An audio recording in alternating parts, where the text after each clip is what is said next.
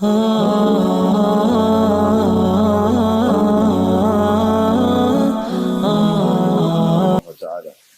satu-satunya Tuhan, pencipta, pemilik, penguasa seluruh alam semesta ini, termasuk yang menciptakan diri kita sendiri. Dan dia memiliki sifat-sifat yang maha mulia, maha agung, maha sempurna. Dan Allah Subhanahu wa Ta'ala telah memudahkan buat kita dengan mengucapkan kalimat Alhamdulillah, dianggap sudah bersyukur, dan pasti akan ditambah semua nikmat yang kita butuhkan terhadap kehidupan muka bumi ini. Maka jadilah sosok muslim yang selalu mengucapkan kalimat yang mulia ini, Alhamdulillah. Selanjutnya kita panjatkan salam hormat kita kepada utusan Allah, Nabi besar Muhammad sallallahu alaihi wa ala alihi wa sahbihi wasallam. Sebagaimana Allah telah perintahkan kita untuk mengucapkan salam hormat tersebut, tentu dengan penuh harapan kita pun akan mendapatkan apa yang telah dijanjikan, bahwasanya satu kali mengucapkan salam hormat kepada beliau akan dibalas dengan 10 salam dari Allah Subhanahu wa Ta'ala.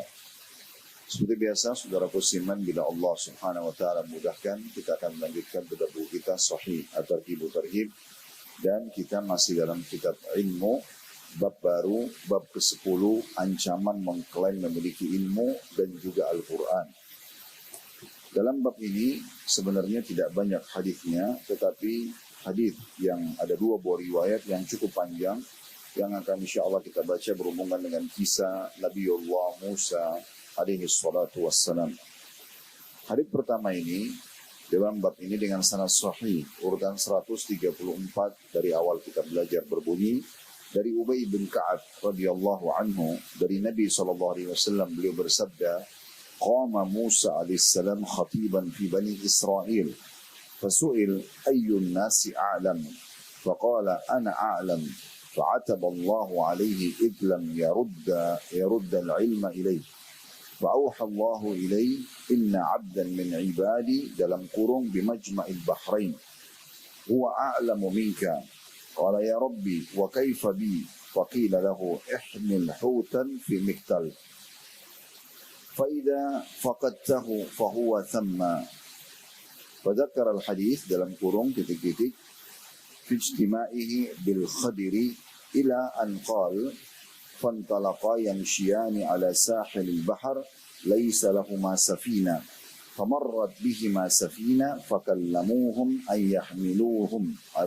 يحملوهما فعرف الخدر فحملوهما بغير نول فجاء عصفور فوقع على حرف السفينة فنقر نقرة أو نقرتين في البحر فقال الخدر يا موسى ما نقص علمي وعلمك من علم الله إلا كنقرة هذا العصفور في البحر.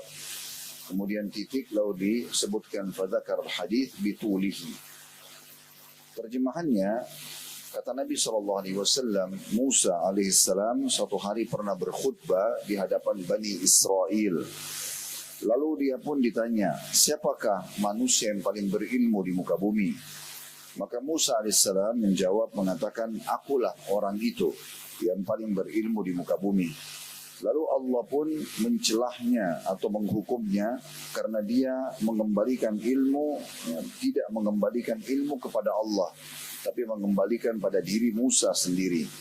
Maka Allah mewahyukan kepada Musa alaihissalam bahwa ada salah seorang hambaku dalam kurung di Majma'al Bahrain, atau terjemahannya di persatuan antara 2 laut, yang lebih berilmu darimu. Bahwa ada seorang hamba di Majma'al Bahraini yang lebih berilmu darimu. Maka Musa alaihissalam bertanya, ya Rabbi, wahai penciptaku, bagaimana aku bisa menemuinya?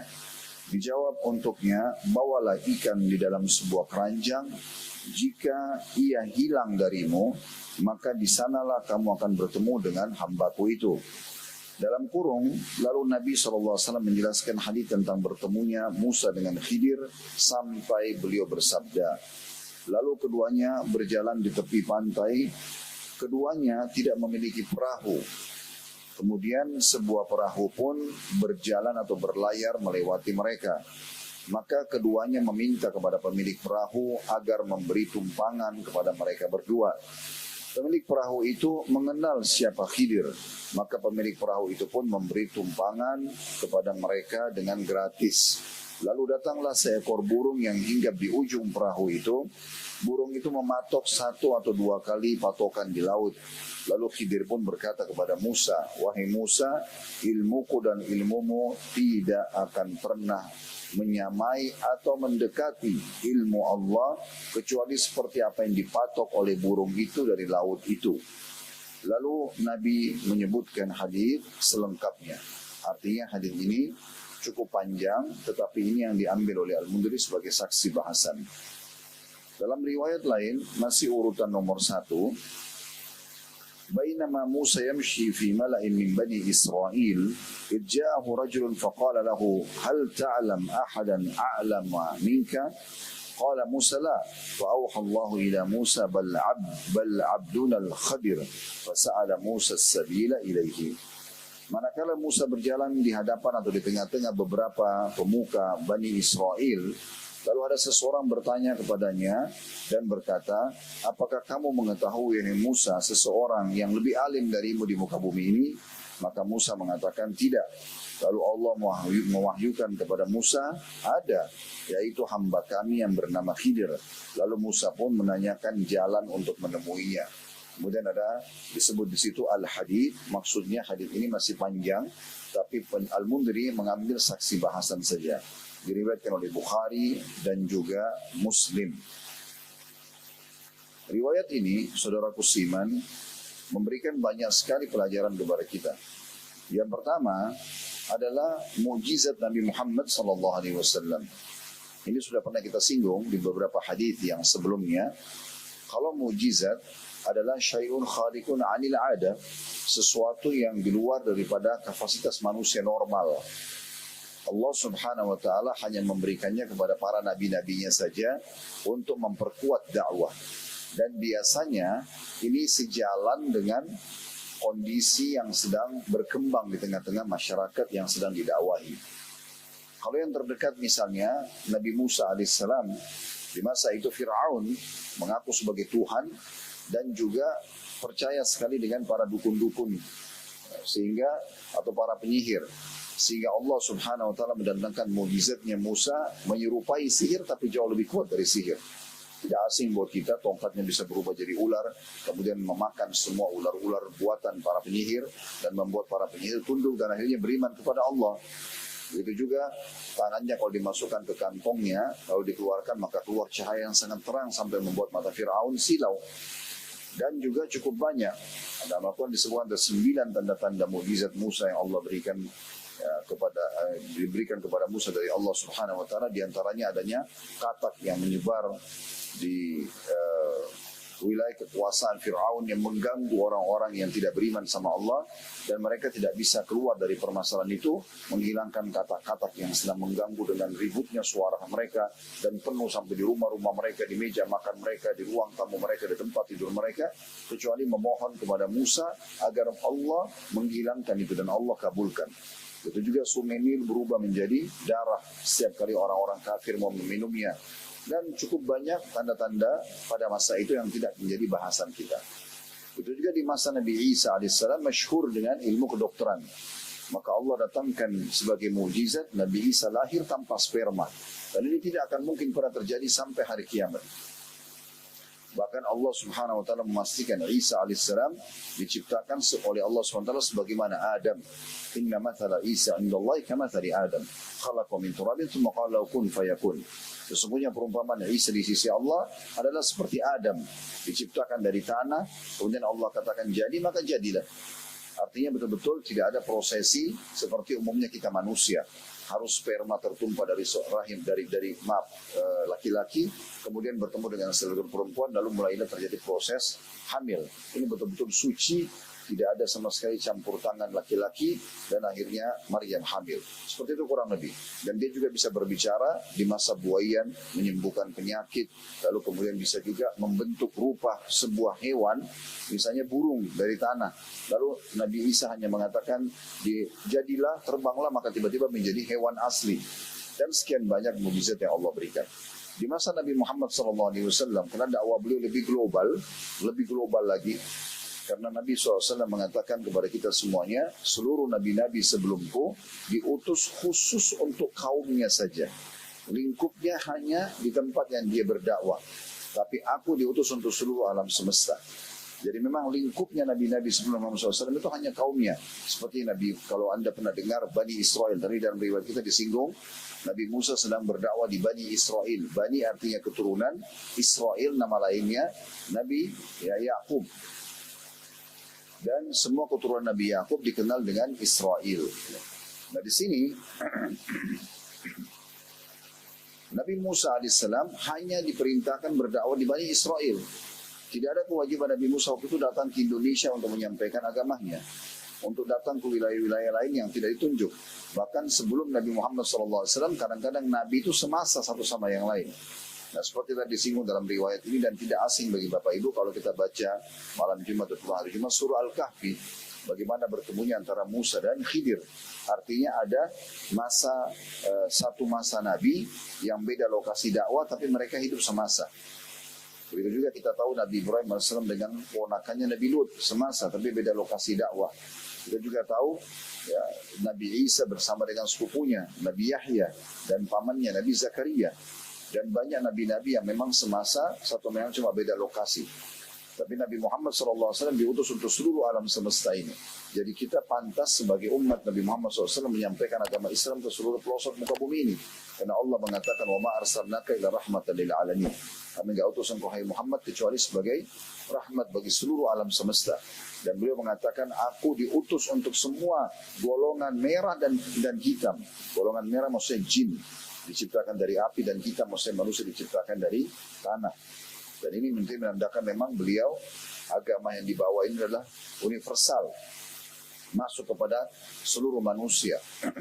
Dan juga sabda Nabi SAW, tidak ada seorang pun yang mendengarkan aku diutus dari Yahudi, dari Nasrani, dari Majusi, penyembah api atau penyembah-penyembah selain daripada Allah Subhanahu Wa Taala.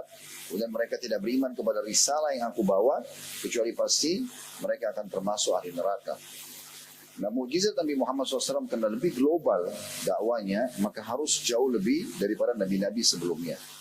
Banyak orang subhanallah membangga-banggakan menceritakan tentang mukjizat Nabi lain tapi merupakan mukjizat Nabi Muhammad SAW. Bahkan ulama-ulama menyusun mukjizat Nabi Muhammad SAW, ada yang mengatakan sampai 50 jenis, ada yang mengatakan bahkan lebih dari 100 jenis mukjizat Nabi Muhammad SAW. Tapi secara umumnya dibagi dua oleh para ulama. Yang pertama dalam bentuk informasi, yang kedua dalam bentuk sesuatu yang nampak di depan mata di masa hidupnya beliau saja. Kalau informasi dibagi tiga lagi oleh para ulama, ini pernah kita sampaikan di masjid ini, cuma saya ingatkan lagi karena ini sebuah ilmu yang harus kita ketahui. Kalau informasi dibagi tiga, yang pertama informasi tentang umat-umat sebelum kita. Dan diantaranya kisah hadis yang kita baru sampaikan. Itulah sebabnya kenapa kita jadikan ini faedah yang pertama dari hadis. Jadi kita tidak pernah hidup di masa Nabi Musa dan Khidir. Kita tidak tahu kisahnya. Bahkan Nabi Muhammad SAW sendiri pun tidak tahu kecuali karena Allah memberitahukannya. Maka ini menjadi sebuah informasi. Kisah Nabi Lut dengan kaumnya dan bagaimana Allah binasakan. Kisah Nabi Nuh dengan kaumnya, Nabi Idris, Nabi Saleh, Nabi Hud dan seterusnya. Kemudian sesuatu yang terjadi di masa hidup beliau, yang memang Nabi SAW sampaikan sebagai sebuah informasi. Kemudian misalnya akan terjadi ini dan itu misalnya. Seperti beliau menyampaikan kita akan menang, menguasai Khaybar. Padahal peperangan belum terjadi. Kita akan menembus dan menguasai kota Mekah. Dan waktu itu disampaikan Nabi SAW belum terjadi. Tapi ternyata betul terjadi semua itu. Itu juga informasi yang ketiga adalah informasi yang akan datang. Tanda-tanda hari kiamat, prosesi kematian, kemudian hari kebangkitan, bagaimana kondisi orang pada saat dibangkitkan di mahsyar, bagaimana surga dan neraka kalau Bapak Ibu baca rinciannya, seperti kita lihat depan mata kita sendiri. Ini sebuah mukjizat yang akan menguatkan iman orang-orang yang sudah mengikuti risalah Nabi Muhammad SAW. Kalau yang kedua, itu adalah sesuatu yang nampak depan mata seperti pembelahan bulan, penyembuhan penyakit, doa-doa yang mustajab, gitu kan? Air yang keluar dari telapak atau jari-jari beliau sallallahu alaihi wasallam. Semua ini adalah mukjizat yang nampak tapi di masa hidupnya beliau saja. Nah, faedah pertama dari hadis, informasi tentang pertemuan antara Musa dengan Khidir ini adalah mukjizat tapi dalam bentuk informasi. Pelajaran yang kedua, pentingnya seseorang untuk tidak menyombongkan diri dengan ilmunya. Sesuai dengan judul kita, ancaman mengklaim memiliki ilmu dan Al-Quran, maksudnya Dia bukan mengatakan kalau ada orang tanya, apakah Anda mahir dalam bahasa Arab, lalu Anda mengatakan bisa kebetulan mahir, iya. Karena orang itu ingin belajar, itu tidak masuk dalam bahasan kita. Yang masuk dalam bahasan ini adalah dia sombong, seakan-akan tidak ada lagi orang yang lebih paham daripada dia dalam bahasa Arab misalnya, dalam ilmu Al-Quran, dalam ilmu fikih. Nah, sebagaimana kejadian Musa alaihissalam. Musa alaihissalam juga adalah seorang manusia biasa. Jadi beliau pada saat itu, karena keterbatasannya sebagai manusia, ditanya oleh sebagian Bani Israel yang menjadi kaumnya, apakah ada orang di muka bumi yang lebih alim daripada Anda? Dia mengatakan tidak ada. Ya. Sebatas ilmunya tidak ada. Di sini Allah Subhanahu wa taala menghukum Musa alaihissalam, tapi menghukum ini tanda kutip sebagai sebuah pembelajaran dan memberikan pelajaran penting juga kepada kita bahwasanya nabi-nabi pun sosok manusia. Nabi-nabi pun melakukan kesalahan, tetapi kesalahan mereka itu maksum. Allah langsung luruskan dan tidak berlarut-larut, beda dengan kita. Itu biasanya langsung menjadi pelajaran buat umat manusia. Bahkan di masa Nabi Muhammad SAW, kalau Anda pernah baca surah At-Tahrim, ayat pertamanya menjelaskan tentang bagaimana Allah menegur Nabi Muhammad SAW pada saat beliau mengharamkan madu. Jadi satu waktu beliau pernah dicemburui oleh istri beliau, karena Nabi SAW biasa kalau datang dari rumah Sofia mengkonsumsi madu, maka Aisyah sama Hafsah cemburu. Mereka pun mengatur sebuah tanda kutip konspirasi, kalau ya nanti Nabi datang kita bilang mulut beliau bau. Maka pada saat itu Nabi SAW datang ke rumah istri yang lain, mereka mengatakan, ya Rasulullah, mulut Anda bau. Kata Nabi SAW, saya tidak makan apa-apa kecuali madu. Maka karena dua rumah ini menyebutkan itu, maka Nabi SAW menuju ke pinggir Madinah lalu memikirkan masalah ini. Oh, kenapa ada bahasa seperti ini? Ada seorang sahabat lewat lalu mengatakan, ya Rasulullah, ada apa? Kata Nabi SAW, hari ini saya haramkan madu. Maka Allah menurunkan, hai Nabi, kenapa kau berani-berani mengharamkan apa yang sudah Allah halalkan hanya untuk mencari keridhaan istrimu? Di sini Allah menegur Nabi Muhammad SAW. Kenapa madu sudah halal kamu haramkan hanya untuk karena pertikaian yang terjadi atau cemburu di antara istri-istrimu? Tapi kan di sini ditegur oleh Allah sebagai sebuah pelajaran, dan ini menandakan memang nabi-nabi pun manusia biasa. Cuma bedanya sama kita, mereka langsung diingatkan oleh Allah di saat itu dan jadi pembelajaran bagi umat manusia. Nah, itu yang terjadi pada Musa alaihissalam di sini. Beliau sebatas ilmunya untuk ditanya, ada orang lebih alim daripada Anda? Tidak ada. Siapa orang lebih alim di bumi? Saya, kata Musa alaihissalam. Maka Allah ingin mendidik Musa selain mengatakan tidak benar, hai Musa.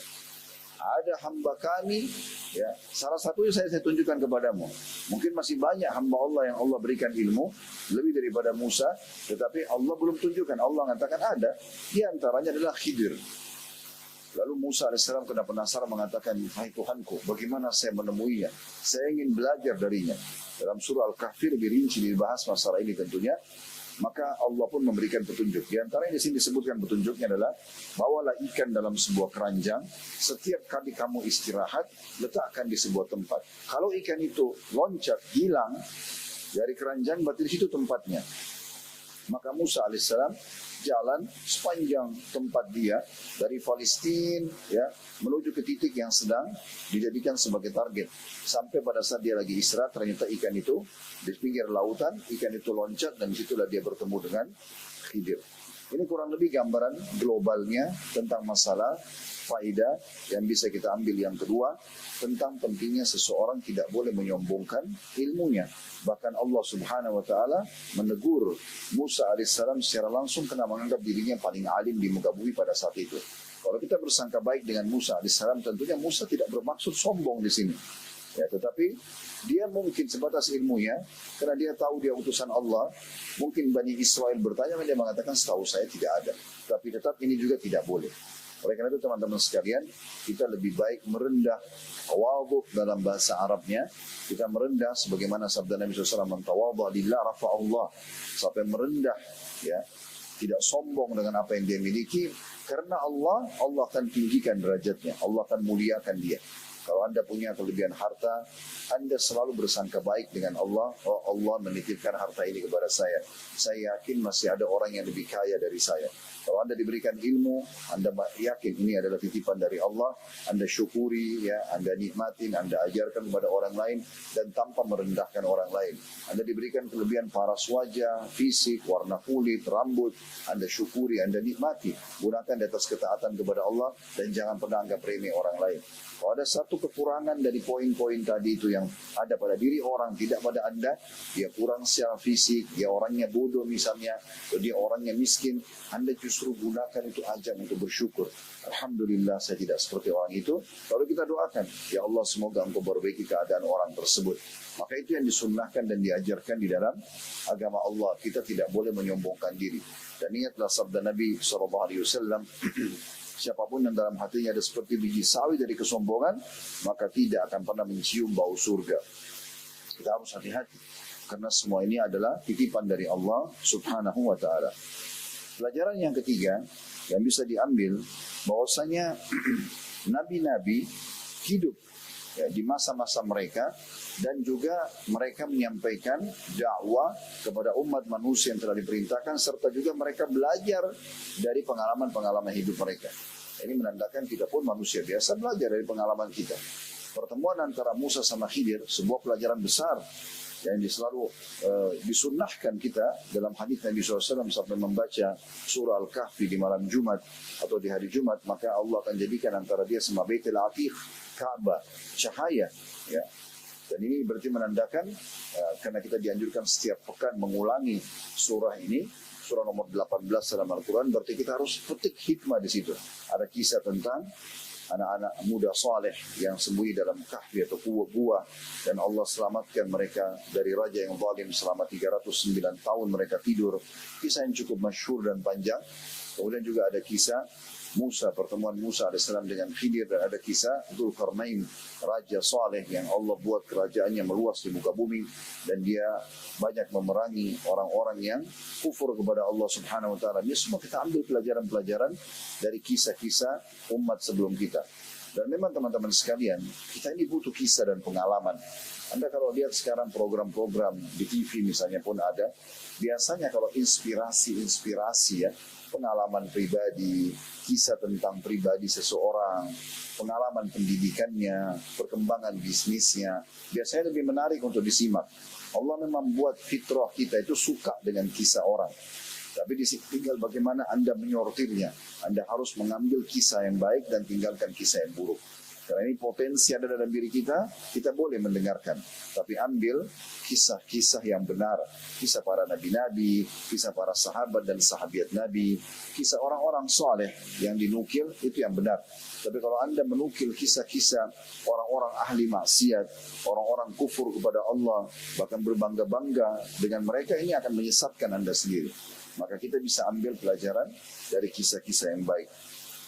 Pelajaran keempat yang bisa diambil, dan ini yang menjadi titik sentralnya dari hadis ini, yaitu bagaimana seseorang merendah dengan ilmunya dan selalu mengambil pelajaran dan mengembalikan kepada Allah Subhanahu wa Ta'ala.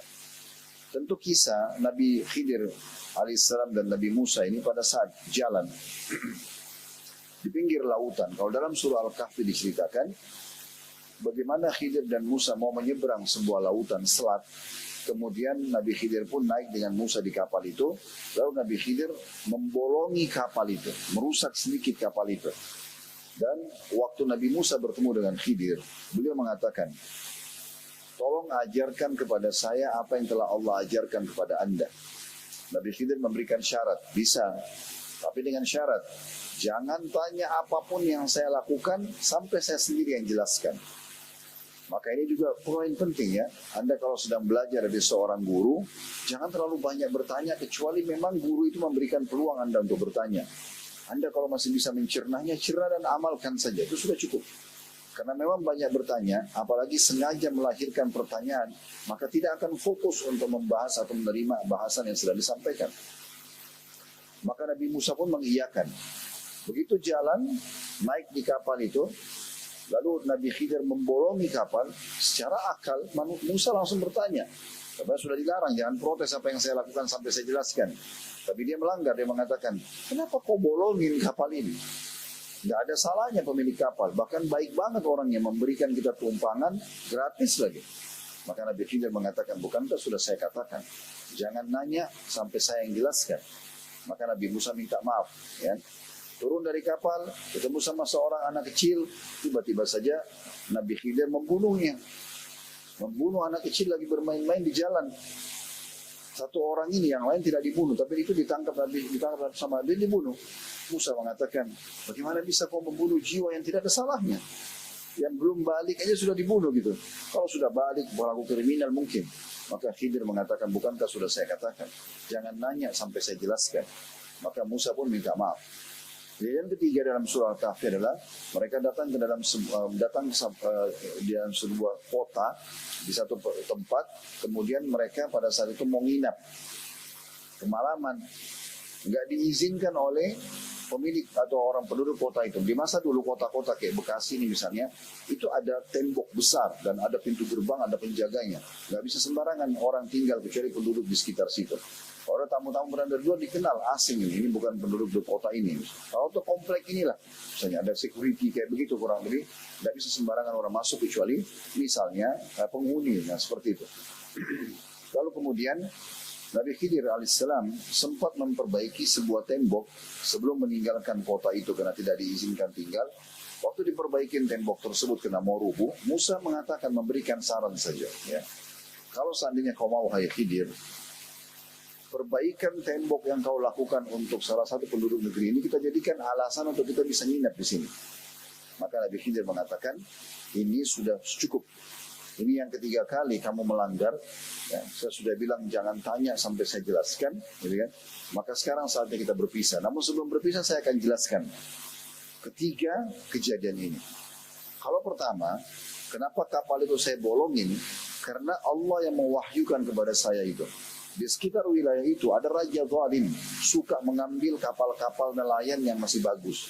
Kalau ada sedikit bolongannya saja, kapal itu tidak jadi diambil. Justru perbuatan itu menyelamatkan kapal nelayan tidak dirampas oleh raja zalim. Dan itu wahyu yang Allah berikan. Bukan saya lakukan sesuai dengan keinginan saya. Kemudian yang kedua, anak kecil yang saya bunuh itu juga sudah yang perintah Allah. Bukan saya mau membunuhnya. Allah wahyukan. Karena anak ini anak yang sangat durhaka. Walaupun masih belum balik. Tapi suka sekali ya, mengganggu kedua orang tuanya. Sebenarnya orang tuanya ini adalah orang-orang yang sangat soleh.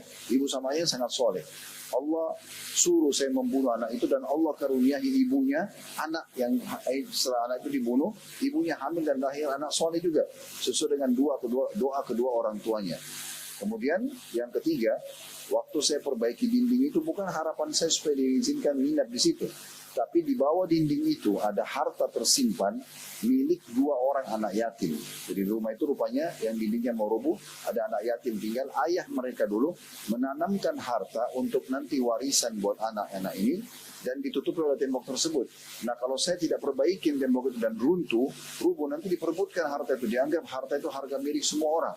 Saya perbaiki nanti pada batas tertentu. Allah akan buat anak-anak ini, anak yatim ini akan tahu sendiri dan mereka akan menemukan harta tersebut.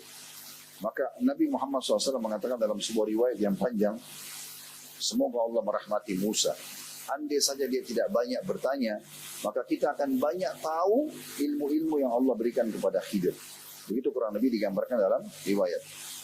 Dari sini juga ada kita tambahkan informasinya. Kejadian yang terjadi pada Khidir, teman-teman sekalian. Kalau Musa alaihissalam sendiri saja tidak tahu dan tidak memiliki kelebihan itu, apalagi manusia biasa. Kalau Anda temukan di tengah-tengah masyarakat, tiba-tiba ada orang yang mengatakan Khidir aja boleh bolongin kapalnya orang. Ya. Karena ini adalah seorang alim, maka dia juga boleh bolongin kapalnya orang. Kadang-kadang begitu, di tengah masyarakat ada yang menipu orang. Ya. Dia boleh mengambil kendaraan jamaahnya atau dia boleh mengambil rumahnya atau apa saja dengan alasan karena dia adalah wali Allah atau yang sejenisnya. Ini semua kedustaan, tidak benar. Ya, ini hanya diberikan ilmu ini hanya diberikan kepada Khidir saja. Bahkan di tengah-tengah masyarakat kita ada saya pernah dengar mereka mengatakan ada ilmu namanya milladun. Ya. Diambil dari mana? Dari potongan ayat Al-Quran. Allah mengatakan tentang Khidir.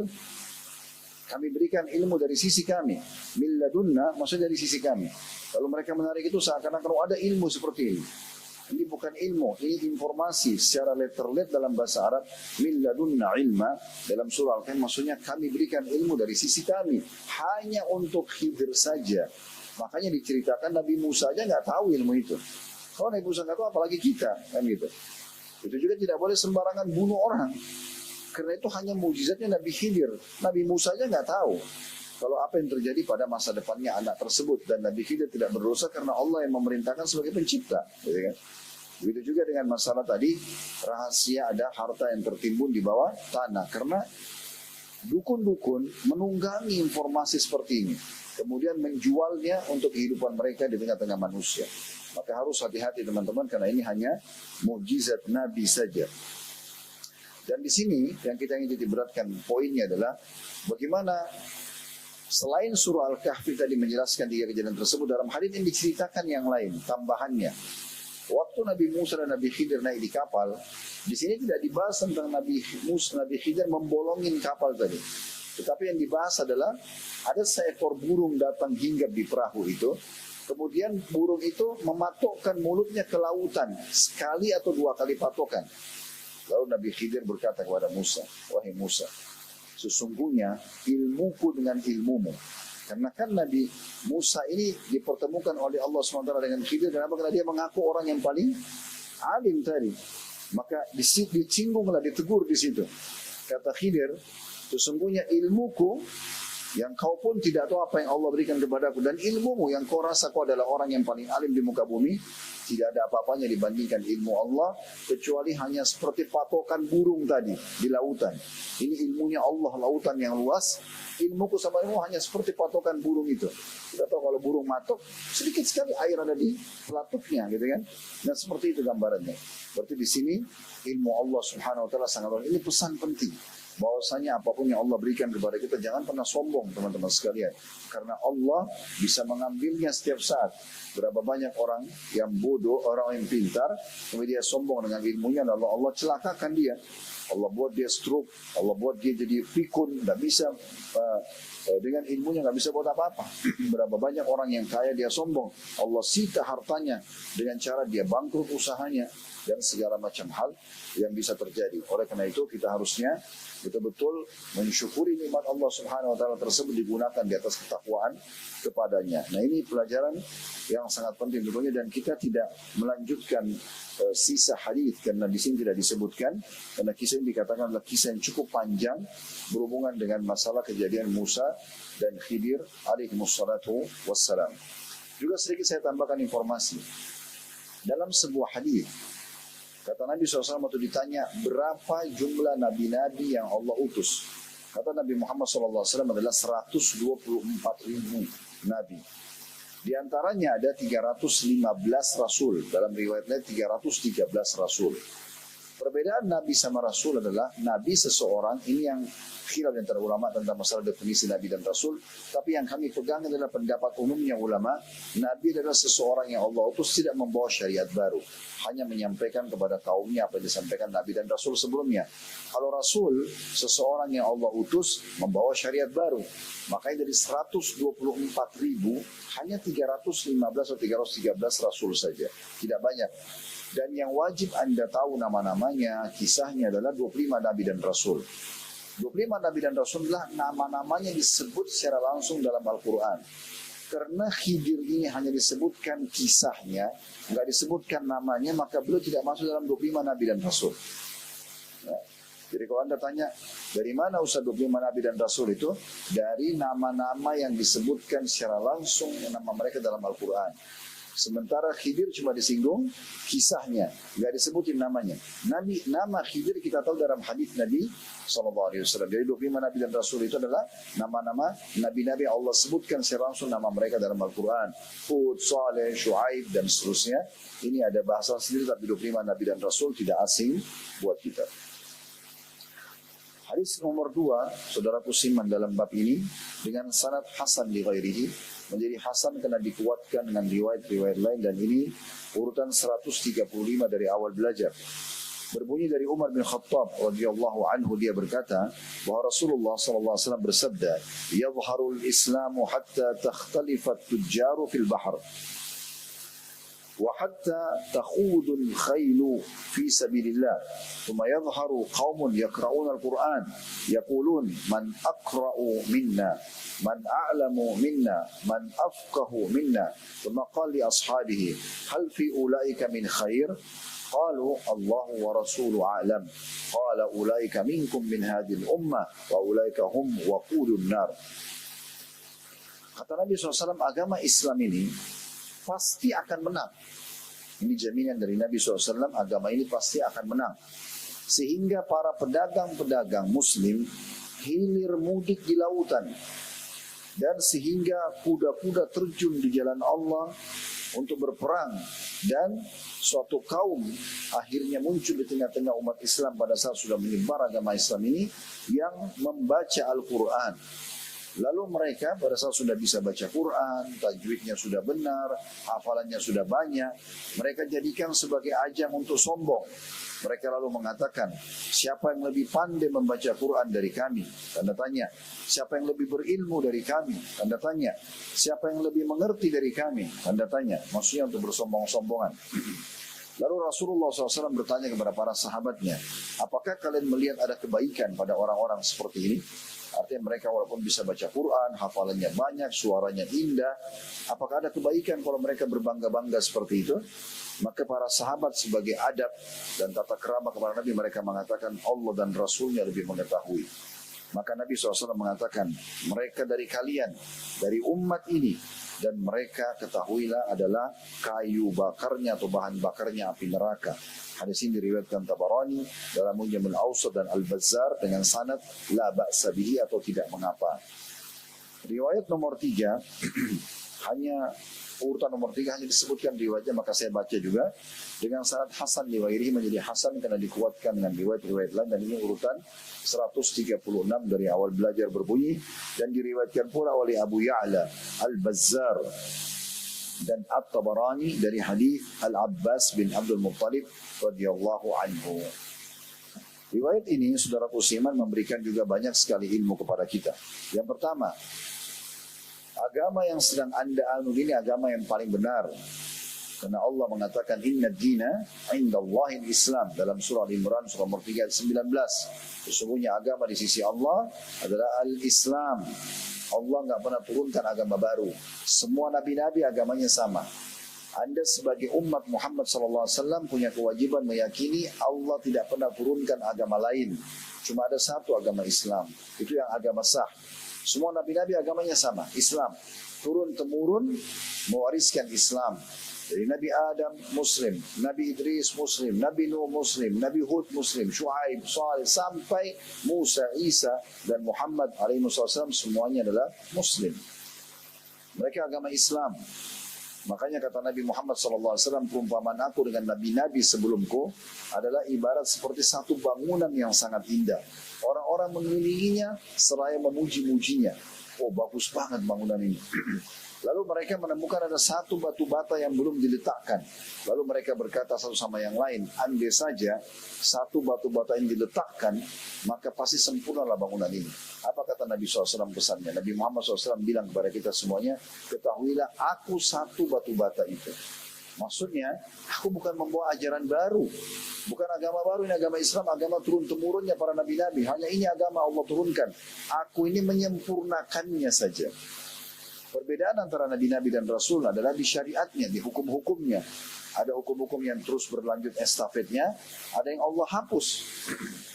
Kalau Allah mau hapus, Allah hapus peraturan-peraturannya. Makanya datang rasul yang membawa syariat baru. Seperti itu gambarannya. Jadi kita perlu faham tentang poin agama Islam. Dan agama yang Anda anut ini, selain dia memang agama yang di sisi Allah dan paling benar, pasti akan benar. Anda menjalankan syariat atau tidak, Allah akan datangkan orang yang menjalankan syariatnya. Ya. Anda mengakini ini menang, tersebar atau tidak, akan tersebar dan akan menang. Tidak mungkin tidak. Bahkan ada sebuah hadis tentang tanda-tanda hari kiamat. Kata Nabi SAW, nanti menjelang hari kiamat tidak ada satu rumah pun kecuali akan dimasuki oleh Islam. kecuali dimasuki oleh Islam. Nanti di muka bumi ini tidak ada lagi agama kecuali Islam saja. Tidak ada agama lain. Dan itu puncaknya dalam beberapa riwayat sahih disebutkan di masa turunnya Nabi Isa alaihissalam di akhir zaman nanti. Sampai kata Nabi Muhammad SAW, bagaimana umat ini sesat di awalnya sementara aku ada, dan sesat di akhirnya sementara ada Isa. Dan Isa alaihissalam pada saat turun nanti di akhir zaman bersama dengan pasukan muslimin untuk memerangi Dajjal. Tanda-tanda hari kiamat itu Anda mau lebih jauh, sudah kami pernah jelaskan di bedah buku yang lain di dunia Minhajul Muslim, tanda-tanda hari kiamat tentang keluarnya Dajjal. Atau Anda ketik nama kami di YouTube misalnya, ketik kisah Dajjal, sudah kami ceritakan panjang lebar. Nanti kalau Dajjal keluar, Allah SWT izinkan dia membuat kerusakan di muka bumi selama 40 hari. Lalu Allah turunkan Isa alaihissalam dari langit, karena Allah angkat Nabi Isa ke langit. Kemudian dia pun akan turun dan bergabung dengan pasukan muslimin, lalu memerangi Dajjal dan terbunuh di tangannya. Nah di saat itu Nabi Isa alaihissalam menerapkan hukum Al-Quran, bukan lagi menerapkan Injil. Dalam beberapa riwayat, beliau hancurkan salib, beliau membunuh babi, dan akhirnya diterapkanlah syariat Islam di muka bumi. Kata Nabi SAW, di masa itu orang hanya bisa memilih Islam dan dia mulia atau dia akan dihukum mati. Maka tidak ada lagi agama lain di masa itu. Tapi itu Allahu alam kapan terjadi. Cuma penyampaian Nabi SAW sebuah informasi mukjizat yang kita harus yakini. Nanti akan tersebar Islam di muka bumi. Walaupun setelah Nabi Isa alaihissalam diwafatkan oleh Allah Subhanahu wa taala dan setelah selesai kasus Ya'juj Ma'juj yang disebutkan juga di dalam surah Al-Kahfi, maka manusia mulai sesat lagi dan Allah akan menghembuskan angin yang akan mewafatkan semua orang-orang beriman, serta tersisa di muka bumi orang-orang yang jahat saja karena mereka mulai meninggalkan agama Allah setelah iblis menjelma jadi manusia. Dan pada saat itu keadaan fisik mereka, kata Nabi SAW, baik, ekonomi mereka baik. Lalu iblis mengatakan, maukah saya tunjukkan kepada kalian sesuatu yang baik untuk kalian sembah? Lalu iblis memandu mereka kepada sembah berhala, lalu kembali mereka menyembah berhala, dan pada mereka lah ditiupkan sangkakala dan terjadi kiamat. Tentu ini kisah panjang berhubungan dengan tanda-tanda hari kiamat, tapi ini adalah informasi yang Nabi SAW sampaikan kepada kita bahwasanya memang Islam itu akan menyebar nanti. Ini pelajaran yang pertama, bahwasanya Islam itu benar-benar akan menyebar dan ini adalah agama yang paling benar di sisi Allah Subhanahu wa taala. Kemudian pelajaran yang kedua, walaupun di sini tentu ada disebutkan tentang cirinya ya, para pedagang-pedagang muslim akan menyebar di lautan. Dan kita tidak asing sekarang, orang-orang muslim leluasa sekali berniaga di lautan, bisnis ya. Mungkin di masa kita pakai kontainer, kapal-kapal yang besar berlayar di lautan. Kemudian juga disebutkan di sini bahwasanya kuda-kuda akan digunakan berperang di jalan Allah, dan itu sudah terjadi di masa meninggalnya Nabi SAW, di masa Khulafaur Rasyidin. Pernah kami ceritakan bagaimana di masa Abu Bakar mulai dibentuk pasukan ekspansi ke wilayah negeri Syam, utara Jazirah Arab. Kemudian dilanjutkan estafetnya oleh Umar bin Khattab di tahun 15 Hijriah sampai akhirnya negeri Syam, Libanon, Syria, Palestina dan Jordania takluk di tangan kaum muslimin di pasukan Umar bin Khattab. Kemudian tahun 16-nya Umar bin Khattab bentuk lagi pasukan dipimpin oleh Sa'ad bin Abi Waqqas menyerang wilayah Persia, Irak, Iran, Afghanistan dan takluk di tangan kaum muslimin juga.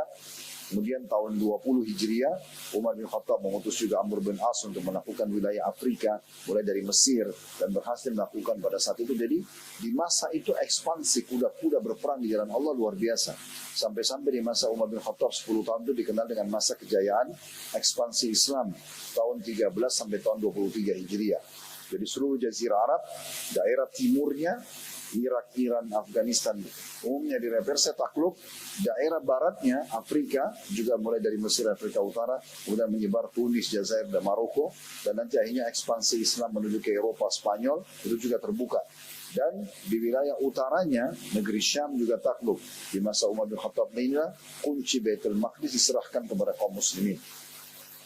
Di zaman Utsman bin Affan, masa kejayaan, karena sudah luas sekali wilayah kekuasaan, banyak harta kaum muslimin, maka pemakmuran masyarakat. Di masa Ali, penyelesaian fitnah internal yang terjadi di antara kaum muslimin karena keluarnya kelompok Khawarij yang banyak mengkafirkan dan membunuh kaum muslimin dan diperangi oleh Ali. Kemudian ekspansi terus berlanjut di masa dinasti Umayyah.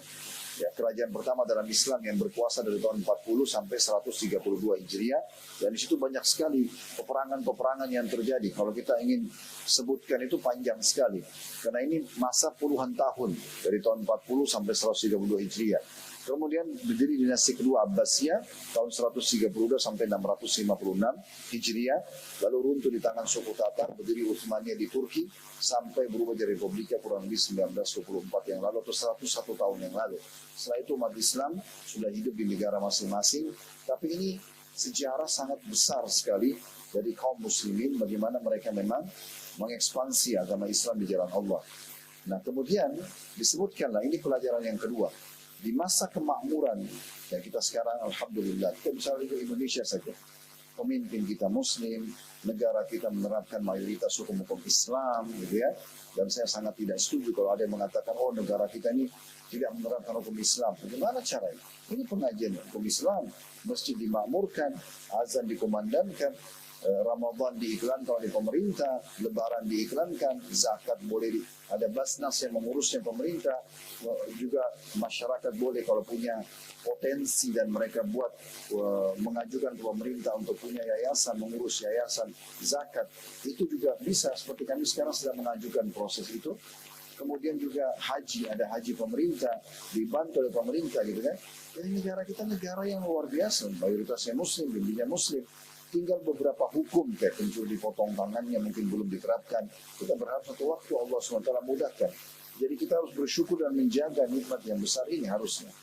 Nah lingkup di negara kita saja kita berbicara.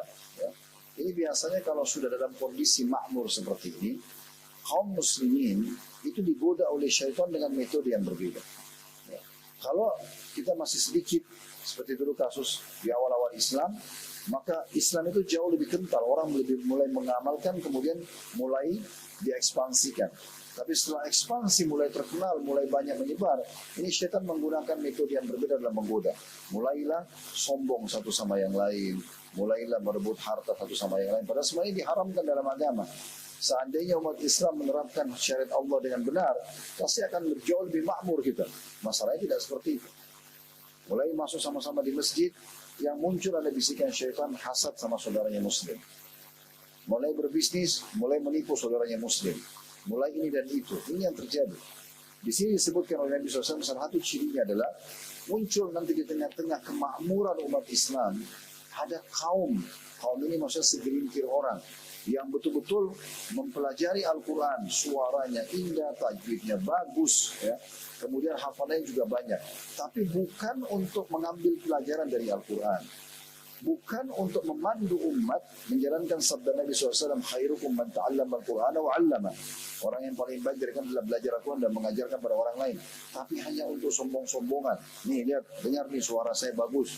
Nih, lihat nih hafalan saya banyak, untuk berbangga-bangga. Dan dikatakan, kau berapa hafalanmu? Bagaimana bacaanmu? Kemudian berbangga-bangga dan menjatuhkan dan merendahkan orang lain. Jadi Al-Quran ditunggangi bukan untuk mengambil pelajaran, tapi justru untuk bersombong-sombong. Dan ini bahaya sekali. Ini yang menjadi intisari hadis yang sedang kita bahas.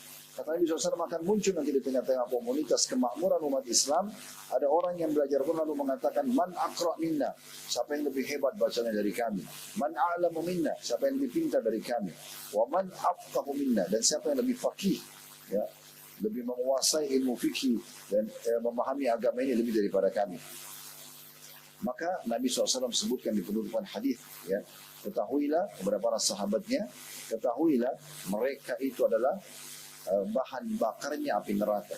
Nah ini sejalan dengan sabda Nabi SAW yang pernah kita jelaskan di bab ancaman riya. Termasuk 3 golongan. Yang pertama Allah siksa pada hari kiamat adalah salah satunya selain mujahid, selain seorang kaya raya yang banyak berinfak tapi semua kena riya, adalah seorang yang alim dan juga ahli Al-Quran. Lalu Allah perlihatkan kelebihan-kelebihan yang Allah berikan. Akal mereka cerdas, mereka hafal Quran, bacaannya bagus, mereka banyak jemaahnya yang diajarkan, dipuji-puji oleh orang. Lalu Allah datangkan hari kiamat, Allah tanya, apa yang kau lakukan dengan ilmu yang saya kasih? Apa yang kau lakukan dengan suara indah dan hafalan yang banyak? Ya Allah, tidak ada waktu di siang dan malam hari kecuali saya gunakan Al-Quran untuk saya baca, ya, di jalanmu, ya, karenamu. Maka Allah mengatakan, kau telah dusta. Kau baca Quran supaya kau dibilang qari, supaya dikatakan kau ini orang alim. Maka itu sudah diucapkan, kau sudah dapat. Lalu Allah perintahkan malaikat melemparkan dia ke api neraka. Karena teman-teman harus hati-hati sekali. Ikhlaskan niat kita, walaupun kita belajar ilmu karena Allah, kita belajar Quran karena Allah, dan tujuannya supaya kita ambil manfaat buat diri kita, lalu kemudian kita ajarkan kepada orang lain. Pelajaran keempat yang bisa diambil yang terakhir adalah pentingnya seseorang menjaga adab dengan gurunya. Di sini para sahabat, ada beberapa pendapat ulama yang mengatakan pada saat mereka mengatakan Allah dan Rasulnya lebih tahu, Allah wa Rasulu alam. Anda kalau biasa baca hadis, Anda akan temukan beberapa riwayat kadang-kadang Nabi lempar pertanyaan kepada para sahabat, lalu mereka mengatakan untuk bagaimana pendapat kalian, apa menurut kalian? Maka para sahabat mengatakan Allah dan Rasul lebih tahu. Ini mengandung dua makna. Makna yang pertama memang mereka belum tahu, sehingga mereka mau tolong beritakan kami ya Rasulullah sebagaimana Allah beritakan kepada Anda. Makna yang kedua adalah mereka tahu ya, informasi jawabannya, tapi sebagai adab dan tata krama kepada Nabi mereka mengatakan Allah dan Rasulnya lebih tahu. Nah ini pemahaman yang perlu diambil juga dari potongan Allah dan Rasulnya lebih tahu. Riwayat yang terakhir kita tutup dengan ini teman-teman sekalian, riwayat nomor 4 dan juga penutupan bab nomor 10 ini, karena ada 4 buah urutan riwayat saja. Riwayat nomor 4 dengan sanad hasan di ghairihi menjadi hasan karena dikuatkan dengan riwayat-riwayat lain, dan ini urutan 137 dari awal belajar berbunyi dari Ummu Fadl, ibunya Abdullah bin Abbas radhiyallahu anhum ajmain, dari Rasulullah SAW bahwa Rasulullah SAW satu hari pernah berdiri di Mekah di suatu malam dan beliau bersabda, Allahumma hal ballagtu, dalam kurung 3 marrat. Faqama Umar bin Khattab wa kana awwaha faqala Allahumma na'am wa harratta wa jahadta wa nasahta. فقال لا يظهرن الإيمان حتى يرد الكفر إلى مواطنه ولا تخادن البحار بالإسلام ولا يأتين على الناس زمان يتعلمون فيه القرآن يتعلمونه ويقرؤونه ثم يقولون قد قرأنا وعلمنا فمن ذا الذي هو خير منا فهل في أولئك من خير؟ قالوا يا رسول الله من أولئك؟ قال أولئك منكم وأولئك هم وقود النار. Artinya Nabi SAW pernah menyampaikan di Mekah satu waktu, ya, beliau mengatakan hal ballagtu 3 kali. Bukankah aku sudah menyampaikan, ya Allah, bukankah aku sudah menyampaikan, maksudnya amanah Islam ini yang kau bebankan di pundak, ya Allah, bukankah aku sudah sampaikan? Nabi SAW menanyakan ini atau melemparkan kepada para jemaah yang ada di saat itu, para sahabat Nabi. Maka pada saat itu 3 kali Nabi ulangi, dan Umar bin Khattab radhiyallahu anhu berdiri, dan dia adalah seseorang yang banyak berdoa, Allah. Lalu Umar mengatakan, ya Allah, memang benar engkau ya Rasulullah telah mengorbankan jiwa, telah mengerahkan jeripaya, dan telah memberi nasihat. Maka Rasulullah SAW mengatakan, iman pasti akan unggul, Islam dan iman pasti akan unggul, sehingga kekufuran terdesak di tempat-tempatnya, dan lautan benar-benar akan diarungi dengan membawa Islam. Dan sungguh akan datang satu zaman kepada manusia, mereka belajar Al-Quran, mempelajarinya dan membacanya, dan mereka berkata, kami telah membaca dan mengetahui, maka siapa yang lebih baik daripada kami? Apakah ada pada mereka kebaikan? Maka para sahabat bertanya balik, ya Rasulullah, siapakah mereka yang Anda maksudkan? Kata Nabi SAW, mereka dari kalangan kalian, maksud dari kaum muslimin, dan kata oleh mereka adalah kayu bakarnya neraka. Diriwayatkan oleh Tabarani dalam Mu'jamul Kabir, sanadnya hasan insyaallah. Kata beliau, Al-Hafidz Al-Mundhiri mengatakan, hadis-hadis yang senada dengan bab ini akan hadir nanti di bab sesudah ini insyaallah. Maksudnya di bab nomor 11 dan seterusnya, berhubungan dengan mirip dengan hadis ini. Pelajaran ini atau pelajaran yang bisa diambil dari hadis yang pertama, Bapak Ibu sekalian, adalah kedudukan Ummu Fadl. Ummu Fadl ini istrinya Abbas, dan Abbas adalah paman Nabi. Paman Nabi yang sempat hidup di masa dinobatkan Nabi Muhammad SAW sebagai Nabi ada 4. Jadi saudara ayah Nabi, nah ayah Nabi namanya Abdullah, saudaranya Abdullah ini ada 9 orang. Jadi 10 semua bersaudara laki-laki, ditambah 4 perempuan, jadi 14 orang. Namun yang sempat hidup di masa Nabi dinobatkan jadi Nabi cuma sisa 4 orang dari laki-laki. Kalau dari perempuan masih ada yang hidup, yaitu Sofia, ibunya Zubair. Tapi kita bahas 4 orang paman Nabi ini, yang 4 yang hidup di masa kenabian beliau, 2 beriman, 2 kafir. Yang beriman adalah Abbas, yang disebutkan singgung namanya sini, istrinya namanya Ummu Fadl yang menyampaikan riwayat ini kepada kita, Abbas dan Hamzah radhiyallahu anhum. Ini yang beriman dan meninggal dalam keadaan iman. Yang 2 lagi dalam keadaan kafir, Abu Talib sama Abu Lahab. Ya, 2 ini adalah paman kandungnya Nabi tapi meninggal dalam keadaan kufur. Nah, Ummu Fadl yang sedang disebutkan dalam riwayat ini adalah istrinya Abbas. Dan dia tentu wanita yang mulia, wanita yang suci, menikah dengan paman Nabi dan melahirkan juga tokoh yang sangat terkenal, Abdullah bin Abbas radhiyallahu anhu. Ini adalah seorang ulamanya sahabat.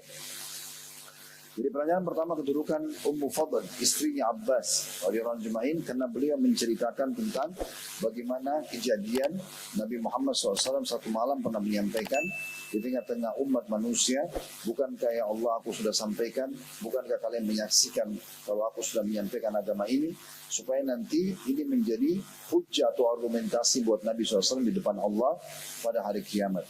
Maka ini pelajaran ya yang bisa kita ambil. Pelajaran yang kedua, pentingnya seseorang juga dan dibolehkan kalau seseorang itu misalnya mengajar sebuah ilmu, maka dia boleh bertanya, sudah fahamkah ini?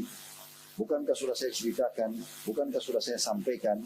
Karena orang yang ikhlas mengajar karena Allah, dia pasti targetnya bagaimana agar umat di depan dia menjadi amal soleh buat dia, faham dan diamalkan ilmu agama. Jadi jangan sampai kita biarkan begitu saja. Yaudahlah, yang penting saya sudah ngajar selesai. Orang faham nggak faham ini terserah. Ada sebagian orang begitu ya, ngajar di sekolah, di pesantren, di kampus. Antara dia dengan papan tulis saja. Dia tidak mau tahu siswanya faham atau tidak. Ini nggak benar. Yang benar dalam Islam itu dia mengajar adalah kita harus tanya faham atau tidak. Imam Syafi'i rahimahullah menemukan ada salah satu muridnya itu pemahamannya rendah, susah sekali menghafal, susah faham. Imam Syafi'i tahu itu dan selalu duduk di paling belakang. Maka setelah mengajar Imam Syafi'i masih datang. Apa kamu sudah faham? Orang itu bilang belum wahai Imam. Imam Syafi'i ajarkan. Ditanya lagi, sudah faham? Belum, diajarkan lagi. Sampai orang itu malu lalu mengatakan, wahai Imam, saya memang orangnya begini. Jangan terlalu dipaksa, maksudnya jangan menyusahkan diri Anda. Kata Imam Syafi'i, tidak. Saya akan coba ajarkan kepadamu sampai kau faham. Nah, ini yang disampaikan oleh Nabi SAW. Bukankah sudah saya sampaikan? Maksudnya masih ada yang mau ditanya enggak? Jelas ya? Kan gitu. Pelajaran yang ketiga, pentingnya seseorang merespon gurunya kalau seandainya gurunya menanyakan sesuatu, sehingga ada respon dan menunjukkan bahwasanya kepedulian kita terhadap ilmu yang disampaikan. Makanya itu Nabi SAW mengatakan, bukankah sudah saya sampaikan? Umar bin Khattab langsung mengatakan, benar, Anda sudah menyampaikan semua, sudah sampai kepada kami, Anda sudah nasihatin umat, Anda sudah jalankan amanah. Pelajaran yang keempat, ini yang mirip tadi kejadian di hadis sebelumnya, ada informasi yang disampaikan oleh Nabi SAW dalam bentuk mukjizat, bahwasanya nanti betul-betul Islam akan menyebar, sampai kekafiran akan menyempit, bahkan bisa habis, sudah kami jelaskan tadi ya. Dan di saat itu nanti, di saat Islam menyebar, justru ada orang-orang yang belajar Al-Quran, tapi hanya untuk menyombong-nyombongkan diri. Mereka mengatakan, kami sudah belajar Quran, kami sudah menguasainya, maka siapa yang kira-kira lebih bisa baca daripada kami, atau siapa yang lebih pintar daripada kami. Maka ini mirip dengan tadi ya. Akhirnya Nabi SAW ya melempar itu kepada para sahabat. Sahabat menanyakan, siapa mereka ya Rasulullah? Kata Nabi SAW, dari golongan kalian, maksudnya dari umat Islam ini, tapi mereka hanya riak saja baca Al-Quran. Ketahuilah mereka adalah bahan bakarnya api neraka. Mereka adalah bahan bakarnya api neraka. Ini mirip penjelasan dengan sebelumnya tentunya, bahwasanya ini mukjizat dari Nabi SAW, dan harusnya seseorang belajar Al-Quran, belajar agama ini bukan untuk menyombong-nyombongkan diri, tapi justru untuk mendapatkan manfaat buat dirinya sendiri, lalu dia menambah pahala dengan mengajarkan kepada orang lain dengan ikhlas, supaya bisa menambah atau menjadi amal jariah buat dia. Allahu a'lam. Dengan ini berarti selesai bahasan kita di bab nomor 10. Kedepannya insya Allah masih kitab ilmu, bab nomor 11, ancaman berdebat atau bahasa Arabnya mira, adu argumentasi atau jidal, berselisih atau mukhasama, saling berhujjah atau muhajjajah, kemudian saling menundukkan dan saling mengalahkan di dalam agama, serta anjuran untuk meninggalkannya bagi orang yang berada di pihak yang benar maupun yang salah. Nanti akan kita bahas secara khusus di bab nomor 11. Kalaupun Anda sudah berilmu, bukan tujuannya untuk berdebat atau berantem atau pamer-pamer, semua itu akan dilengkapkan di bab nomor 11. Dan insya Allah itu adalah bab terakhir nanti kita dalam Kitabul Ilm. Setelahnya kita akan pindah ke kitab nomor 4 adalah kitab Tahara atau kitab bersuci.